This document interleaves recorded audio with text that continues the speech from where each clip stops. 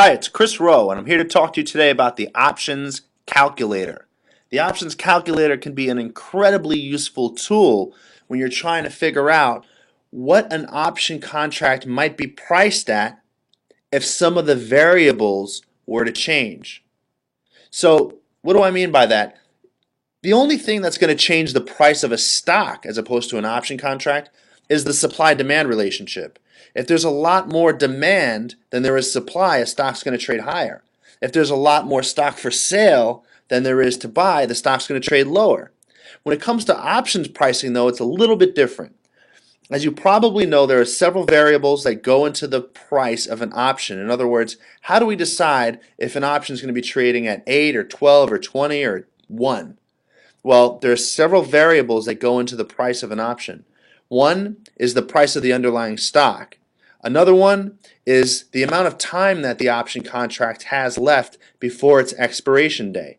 You might know that as time passes, options tend to lose value. So you might have a stock trading at $50 and an option that gives you the right to buy the stock at $40. It might be priced at $11 per option contract.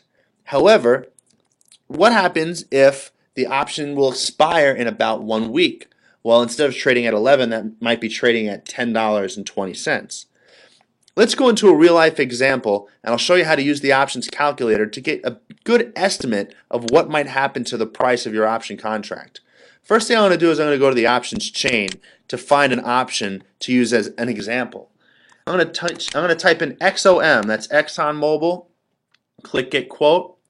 And I'm going to use the filtered feature because these are the option contracts I like to use to replace a stock position. If you look at the April 2010 ExxonMobil calls, you see that there's only one call option that we find after filtering with the filter tool. It's the 60 strike price. The option symbol is XOMDL. So I'm just going to go right to the options calculator. I'm going to punch in XOMDL. Be sure to check option symbol. This is something that you'll probably forget to do a couple times at first. You check option symbol because the stock or index symbol is checked by default. You click go, and what it does is it brings up both the call and the corresponding put. Now we looked at the call option. This is the April 60 call that we are interested in. XOMDL, you can see, is listed right here. But they also list the corresponding put. So that means that they listed the April 60 put as well as the April 60 call. April 60 call is trading at $11.40. We're only going to focus on the call option at this point. We're going to forget about the put option for now. Now the ExxonMobil 60 is trading at $11.40, while ExxonMobil itself, the stock, is trading at $69.83. Now there are several different variables that you see. When I first saw an options calculator, I was a little intimidated. It was a little overwhelming seeing all the different fields here, volatility, interest rate. If you don't know your Greeks yet, delta, gamma, theta, and so on, that might be a little overwhelming. Don't worry. You watch the options calculator change in terms of the fields and the prices and everything like that. You spend a little bit of time on it, it's all going to become crystal clear. Now, the number one variable that impacts the price of an option is a change in the price of the underlying stock or underlying anything, ETF, currency, anything. Now we're dealing with a stock. Price of the stock is $69.83. What happens if the price of the stock changes from $69.83 and we're going to change it to $79.83? Now remember, the call option is trading at $11.40, but we just added 10 points to the price of the stock. You click calculate, and you'll notice that the option changed from $11.40 to $20.19. Okay, I'll do it again. Remember, originally it was trading at $69.83. Watch the price of this call option. Click calculate. $11.40. Now notice that they don't say option price, they say option value. The option might be priced higher, it might be priced lower. But given the circumstances that you see here, this option calculator is saying that the fair value is $11.40. So if you see the option priced at maybe $11.70, then this calculator, this pricing model, which is the binomial option pricing model, is saying that that option might be overpriced at 1170 or 1180. Now, what I'm going to do is I'm going to change the price of the stock from 69.83 to 59.83. What happens if the price of the stock goes down by 10 points? Again, watch the call option trading at 1140. We click calculate. It goes down to $4.69. Now, this is the beauty of a high delta call option. The stock traded down 10 points, but the option traded down by only about 6 points. In fact, I think the option traded down by about $6.70 or $6.71 when the stock traded down 10 points. The beauty of high delta options instead of stock. Anyway, that's a different lesson. I'm going to change this back to 69.83. I'm going to click calculate, and we are back to $11.40 here. Now, what you see here is days till expiration.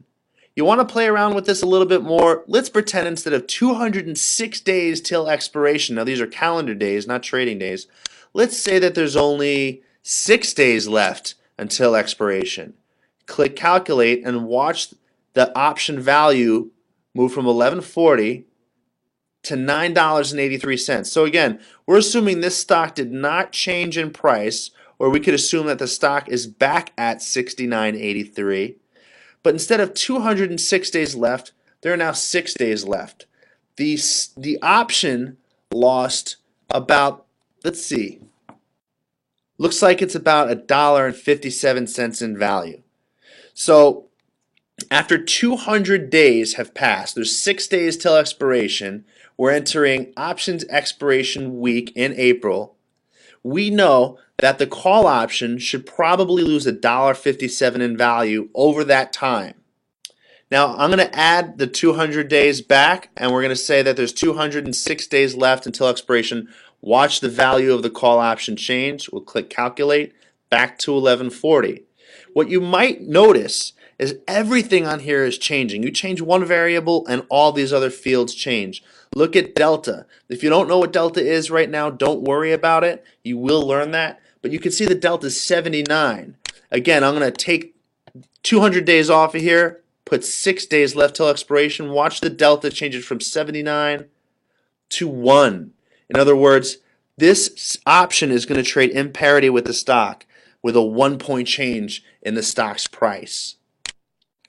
I'm going to add 200 days back. Now the delta goes to 79. Now something else, if you want to check out the relationship between the price of the stock and the delta, let's imagine days till expiration stays the same, 206. If the price of the if the price of the stock trades from 69 up to 74, the stock increases by 5 points. Watch what happens to the delta from 79, click calculate, and the delta goes to 88. So what does that tell us about the price of an option? It tells us that as the call option moves more in the money, because the stock moved higher, the delta increases. This is not going to be a lesson on any of the Greeks. I just want you to point out that all of these different variables all change when you change one of these variables. Let's bring the stock back to 69.83. Watch the delta change. Now volatility. This is something that you're going to learn about. You know, every stock has its own volatility. And if you change the volatility, let's say ExxonMobil was much more volatile than it normally is. Let's just say that, you know, and this automatically is filled out. All these things are automatically filled out. We already know the volatility is 28.32. But let's pretend that the volatility on ExxonMobil is 38.32. Watch the price of the call option from 1140. If ExxonMobil were still trading at 69.83, still the strike price was the same days till expiration, everything's exactly the same, except the stock had been much more volatile leading up to this point, what would this option be trading at? Instead of 1140, it would be trading at 1296. So what does that tell us about option prices? It tells us that when the underlying is more volatile, option prices are higher. I'm going to bring this back to 28.32. That's ExxonMobil's current historic volatility. We come back to $11.40. Now what happens if this was a much less volatile stock? The volatility was only 18.32. Kind of a boring stock to trade if you ask me. That's just my blood. Let's look at the option value. Instead of 1140, the binomial options pricing model, which is what this options calculator is based on, tells us this should be trading at about $10.19. Chances are nothing exciting is going to happen. Therefore, the option is going to be less expensive. Now, expensive is a subjective term. What this calculator tells us is that this is the theoretical fair value of the option. Now, it's very fun to play with these different variables. I chose to change the price of the stock around as well as days till expiration because those are going to be the most popular things that people think about when it comes to the options calculator. Volatility is also going to be a popular thing to think about. I'm going to click calculate, bring it back to 1140. Now, the other thing that I want to focus on, and you can play with all of the different fields here, but the other thing I'm going to show you is implied volatility is left blank. Now, what we're saying here is the implied volatility, we're going to put the option price at 1140. Just like it says the value is 1140, we're going to say, okay, the option is trading at 1140. Calculate. Now what this is telling you is that implied volatility is 28.31. Notice that matches historic volatility. So what this says is, assuming that everything stays exactly the same, people think implied volatility, that's expected volatility, people think that the volatility that ExxonMobil's been experiencing is going to be exactly the same, then here we agree with you. We say at 1140, implied volatility is exactly the same. Now let's just say the option is actually priced at 1240. Well, if this option is priced at 1240, what the street is telling you is they believe that volatility is going to change. Implied volatility now becomes 34.83. Now you're going to learn about all these different things. I don't want to overwhelm you in the beginning. If this is a beginning experience for you, if you're a newbie, a novice, a newcomer, a rookie, I don't want to discourage you because sometimes you come to a new place, even if it's just a new website, you look around and you're intimidated, but you go back to that website a couple of times and you see, and it's very warm. It's like your home. That's why your email is probably the most comfortable place on the web for you to go. You know where all the buttons are and you're comfortable with it. So that's pretty much it for the options calculator. I highly recommend that you go to the options chain here. You punch in a couple of different symbols. You look at, let's just say Valero, VLO. I'm not going to go through this over and over again, but you click Valero, you get quote, you're going to get the options chain. By default, it's not going to land on the filtered version, but you can take any option. Now, if you look at Valero option chain, I am not going to click filter it. I'll just leave the regular option chain. And what we can look at is the front month, which is going to be October, because right now it's the end of September, the front month, and the stock is at 1982, you can see here. So we're going to look at the 20s, which are going to be considered the at-the-money options, VLBJT. I'm going to punch that in here, VLBJT. I'm going to check option symbol, I'm going to click go, and you can see again, it gives you the calls and the puts. It gives you the October 20 calls and the October 20 puts. Now, remember what I said about this options calculator? The price here, it says $20.35. If you recall, we just looked at Valero, it said 1982. So be sure you know where this is trading at. I'm going to go to big charts real quick. 1982, that's where the stock closed. So now we're at the options calculator. The options calculator shows $20.35. And so, we know that's not where the stock's trading. You can still learn the same thing by playing around with the options calculator, but just to be accurate here, let's put the right price in. 1982. And I'm going to click calculate. Watch the price of the call option go from $1.03 to 75 cents. Okay, there's 24 days till expiration. The call option's at 75 cents. We want to know what's going to happen assuming all other factors remain equal. In other words, the stock is still at 1982. The volatility is the same. Nothing crazy happened where it traded up 100% and then down 50%.